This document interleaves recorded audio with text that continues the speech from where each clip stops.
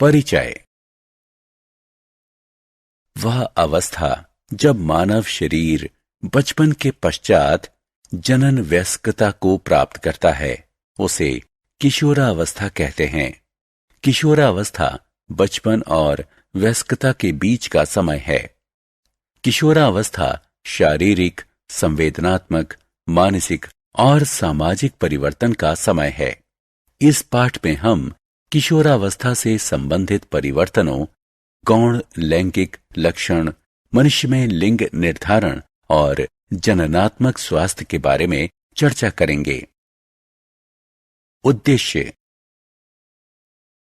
इस पाठ के अंत में हम निम्न करने में सक्षम हो जाएंगे: किशोरावस्था में होने वाले परिवर्तनों को पहचानना, द्वितीयक लैंगिक विशेषताओं के लिए उत्तरदायी हार्मोन को जानना, महिलाओं के जनन काल को समझना, मनुष्य में लिंग निर्धारण को समझना, जननात्मक स्वास्थ्य का महत्व समझना। शारीरिक आकृति में परिवर्तन। पुरुष। लंबाई में वृद्धि। लड़कों की किशोरावस्था वृद्धि करीब 10 वर्ष में शुरू होती है और अधिकतम 18 वर्ष चलती है। इस दौरान होने वाले तीव्र वृद्धि के लिए शरीर को अतिरिक्त पोषण की आवश्यकता होती है। लड़कों और लड़कियों दोनों को 3 संतुलित और पोषक आहार की आवश्यकता होती है। उन्हें स्वास्थ्यप्रद आहार लेना चाहिए। स्वर में परिवर्तन। एंड्रोजीन के प्रभाव में दोनों लिंगों में स्वर यंत्र या लैरिंग्स में वृद्धि प्रारंभ होती है। यह वृद्धि लड़कों में ज्यादा प्रबल होती है। इसके कारण लड़कों की आवाज भर्राती और भारी हो जाती है। पूर्ण वयस्क तारत्व लगभग 15 वर्ष की उम्र में प्राप्त हो जाता है। किशोरावस्था के दौरान जब लैरिंग्स ज्यादा विकसित हो जाता है तो यह गले के सामने बाहर निकल आता है। त्वचा और शरीर पर बाल। शरीर के विभिन्न भागों पर बाल एंड्रोजीन की प्रतिक्रिया में उत्पन्न होते हैं। वयस्क पुरुष में शारीरिक बालों की उपस्थिति अधिक होती है और विभिन्न नस्लीय समूहों के शारीरिक बालों के विकास के समय और मात्रा के बीच काफी अंतर होता है। पुरुष पेशी विन्यास और शारीरिक आकृति। यौवना आरंभ के समाप्ति तक वयस्क पुरुष की अस्थियां भारी हो जाती हैं और उसके अस्थि पंजर में पेशियां लगभग दुगनी हो जाती हैं। कुछ अस्थियां जैसे कंधों और जबड़ों की चौड़ाई में वृद्धि विषमानुपातिक रूप से ज्यादा होती है, जिसके परिणाम स्वरूप स्त्री और पुरुष का अस्थितंत्र स्पष्टता भिन्न हो जाता है। शारीरिक परिवर्तन। स्त्री। लंबाई में परिवर्तन। लड़कियों में किशोरावस्था की वृद्धि लगभग 10 वर्ष की उम्र से शुरू हो जाती है और 12 वर्ष की उम्र तक ये तीव्रतम हो जाती है और 16 की उम्र तक वह अपनी वयस्क लंबाई प्राप्त कर लेती है। बगल में बाल का विकास दिखता है। शारीरिक गंध और मुहासे। एंड्रोजीन के बढ़ते स्तर प्रस्वेदन के वसायुक्त अम्ल संगठन को बदल सकता है, जिससे वयस्क शरीर में ज्यादा गंध आती है। जैसे लड़कियों में एंड्रोजीन के प्रभाव से त्वचा से तेल का स्राव बढ़ जाता है, जिसके परिणाम स्वरूप बहुत से कील मुहासे निकल आते हैं। शरीर की आकृति, वसा का वितरण और शरीर का संगठन। इस अवधि में एस्ट्रोजन के स्तर में भी वृद्धि के परिणाम स्वरूप श्रोणि प्रदेश का निचला भाग आकार में बढ़ जाता है और इस प्रकार नितंब चौड़े, बड़ी जन्म नलिका प्रदान करते हैं हो जाते हैं। अंगों में प्रकार्यात्मक परिवर्तन। यौवनावस्था का प्रारंभ मस्तिष्क द्वारा जनन ग्रंथियों, अंडाशय और वृषण को दिए हार्मोन संकेतों से होता है। इसी प्रतिक्रिया में जनन ग्रंथियां विभिन्न प्रकार के हार्मोन उत्पन्न करती हैं, जो मस्तिष्क अस्थियों, पेशियों, त्वचा, स्तन और जनन अंगों के विकास, प्रकार्य या कायांतरण को प्रेरित करता है। वृषण, पुरुष जनन अंग, शुक्राणु उत्पादन प्रारंभ कर देता है और अंडाशय, स्त्री जनन अंग, आकार में बढ़ जाता है और अंडाणु परिपक्व होने लगते हैं। स्त्री के यौवनारंभ ऋतुस्राव का होना भी शामिल है। गौण लैंगिक लक्षण, किशोरावस्था के आगमन पर शारीरिक बनावट में भी अचानक परिवर्तन आ जाते हैं। ध्वनि में परिवर्तन, पुरुषों में दाढ़ी और मूछ एवं मुहासों का दिखना, महिला में लंबाई और कील मुहासों का बढ़ना इत्यादि कुछ गौण लैंगिक लक्षण हैं। गौण लैंगिक लक्षण पुरुष और स्त्री की बनावट को स्पष्ट रूप से भिन्न बनाते हैं। ये लक्षण किशोरावस्था में यौवन आरंभ के समय प्रारंभ होते हैं। पुरुष और स्त्रियों में गौण लैंगिक लक्षणों की अभिव्यक्ति। स्तन का विकास, ध्वनि का तारत्व या चेहरे के बाल जैसे लक्षण एक लिंग को दूसरे से भिन्न बनाते हैं। इन लक्षणों का दिखना हार्मोन स्राव के कारण होता है। हार्मोन अंतःस्रावी ग्रंथियों द्वारा स्रावित रासायनिक पदार्थ होते हैं। पुरुषों में टेस्टोस्टेरोन और स्त्रियों में एस्ट्रोजन हार्मोन गौण लैंगिक लक्षणों के प्रारंभ होने का कारण होता है। टेस्टोस्टेरोन शामिल है अस्थियों के अतिरिक्त घनत्व में, अंगों के बड़े आकार में, ऊपरी पेशियों के द्रव्यमान में, मोटे बालों की वृद्धि में, कंधे की अस्थियों और अस्थि पंजर के चौड़े होने में, बड़ा स्वर यंत्र फलस्वरूप भारी स्वर, पुरुष जनन अंगों का विकास। एस्ट्रोजन शामिल है स्तन के विकास में, स्त्री जनन अंगों के विकास में, वसा ऊतकों में वृद्धि, विशेषकर जांघों के आसपास, नितंब और स्तन पर। घटा हुआ पेशीय द्रव्यमान, गर्भाशय रेखा का विकास, जलधारण। बहुत सारे लक्षण जो विभिन्न प्रजातियों में एक लिंग को दूसरे लिंग से अलग करते हैं, वो केवल कुछ संरचनाओं या विशेषताओं का विकास मात्र होते हैं। अंतःस्रावी ग्रंथियां, हार्मोन और उनकी प्रकार्यात्मकता। अंतःस्रावी ग्रंथियां कई छोटे अंगों का एक संयुक्त तंत्र हैं जो अतिरिक्त कोशिकीय रासायनिक संकेत अणुओं, जिन्हें हार्मोन के नाम से जाना जाता है, को निर्मुक्त करता है। अंतःस्रावी ग्रंथियां उपापचय, वृद्धि, विकास और यौवनारंभ, ऊतकों का प्रकार्य और मानसिक स्थिति के निर्धारण में भी नियामक भूमिका निभाते हैं। कुछ प्रमुख अंतःस्रावी ग्रंथियां हैं पीयूष ग्रंथि, थायराइड और एड्रिनल ग्रंथि।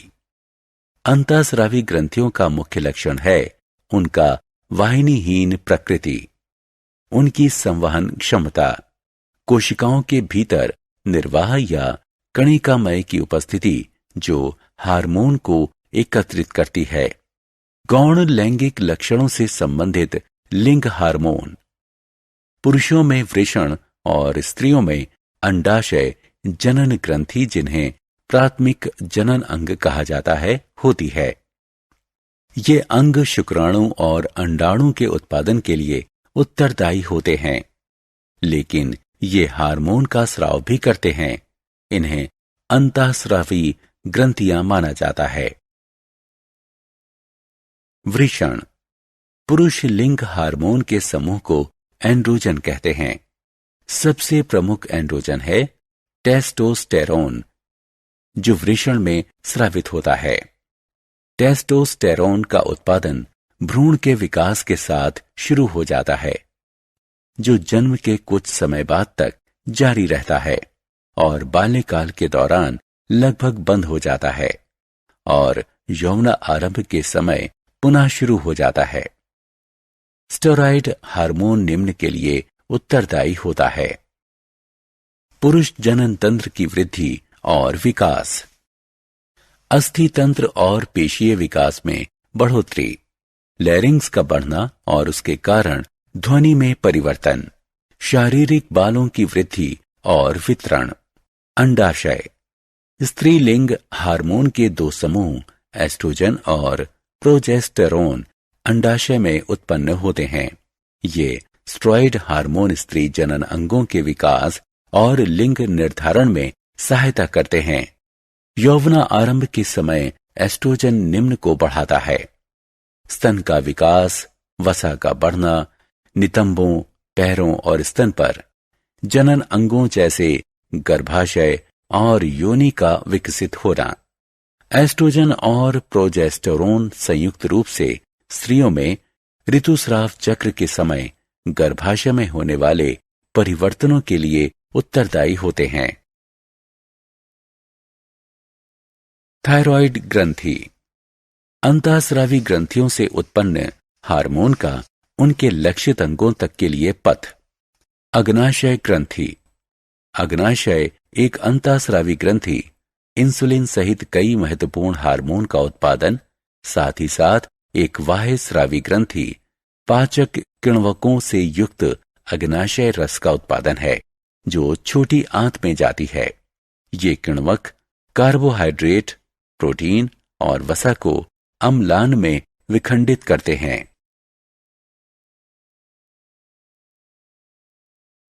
एड्रिनल ग्रंथि, एड्रिनल ग्रंथि जिसे सुप्रारेनल ग्रंथि भी कहते हैं, त्रिभुजाकार अंतःस्रावी ग्रंथियां होती हैं जो वृक्क के ऊपर स्थित होती हैं।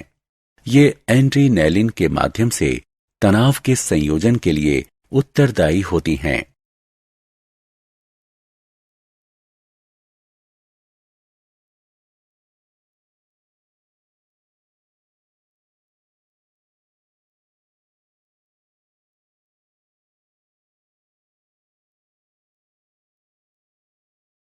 अन्य जीवों में हार्मोन। कायांतरण एक जैविक प्रक्रम है जिसके द्वारा कोई जीव जन्म या उत्पत्ति के बाद शारीरिक विकास करता है। इसमें जंतु के आकार या संरचना में कोशिका वृद्धि और विभेदीकरण द्वारा एक स्पष्ट और लगभग औचक परिवर्तन होता है। उभयचरी कायांतरण एक विकास प्रक्रम है जो थायराइड हार्मोन द्वारा प्रारंभ होता है और टेडपोल को मेंढक में परिवर्तित कर देता है। बहुत से जंतुओं में वयस्क का रूप उनके पूर्ववर्ती लार्वा से पूरी तरह भिन्न होता है। इस चिन्हित रूपांतरण को कायांतरण कहते हैं। कायांतरण एक सुप्तावस्था, जिसे प्यूपा कहते हैं, के दौरान होता है। पालतू रेशम के कीड़े का सामान्य विकास का चरण इस प्रकार है: लार्वा, प्यूपा और वयस्क अवस्था। रेशम के कीड़े के कायांतरण के लिए उत्तरदायी हार्मोन है प्रोथोरेकिकोट्रोपिक हार्मोन। स्त्रियों में जनन काल। स्त्री जनन तंत्र।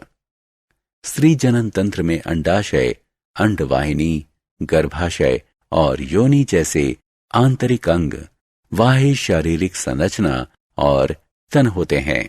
स्त्रियों में यौवना आरंभ के बाद रजोदर्शन, पहला ऋतुस्राव लगभग 15 की आयु में होता है।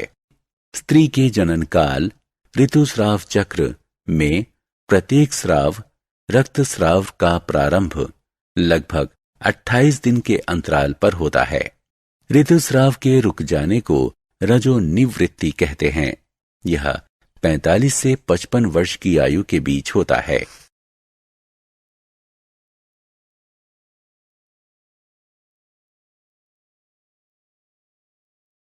मनुष्य में लिंग निर्धारण।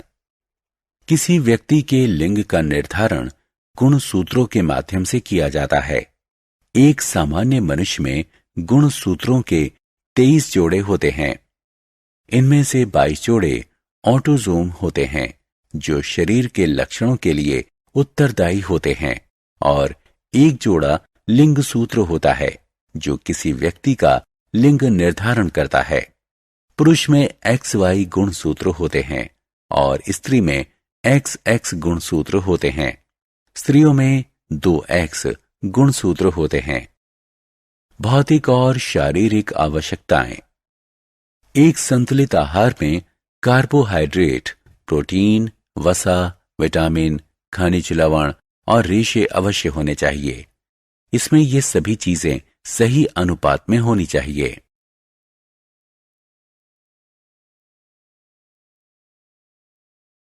सारांश। आइए हमने जो कुछ सीखा है उसे संक्षेप में दोहराएं। वह अवस्था जब मानव शरीर बचपन के पश्चात जनन वयस्कता को प्राप्त करता है उसे किशोरावस्था कहते हैं।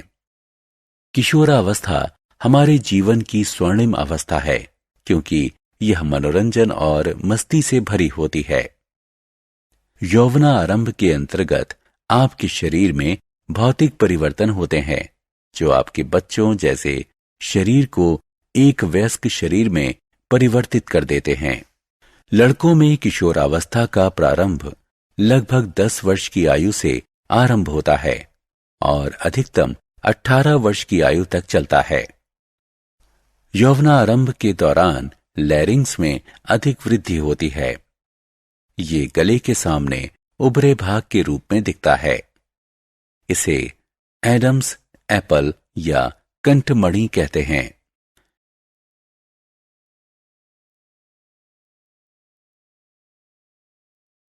लड़कियों में किशोरावस्था का प्रारंभ लगभग 10 वर्ष की आयु में हो जाता है।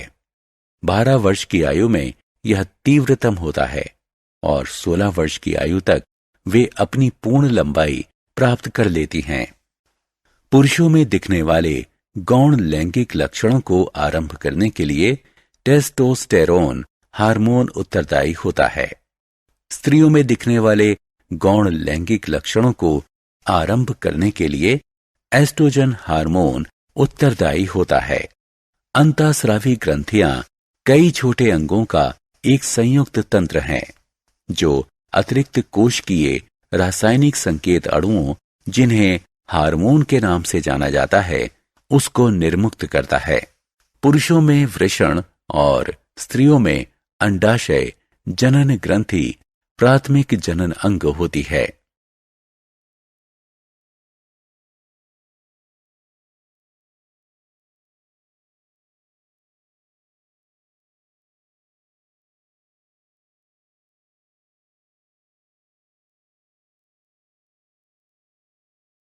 पौरुष लैंगिक हार्मोन के समूह को एंड्रोजन कहते हैं।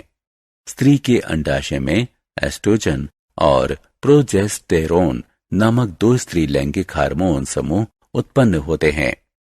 अग्नाशय एक अंतःस्रावी ग्रंथि इंसुलिन सहित कई महत्वपूर्ण हार्मोन का उत्पादन, साथ ही साथ एक बाह्यस्रावी ग्रंथि पाचक किण्वकों से युक्त अग्नाशय रस का उत्पादन है जो छोटी आंत में जाती है। ये किण्वक कार्बोहाइड्रेट, प्रोटीन और वसा को अम्लान में विखंडित करते हैं।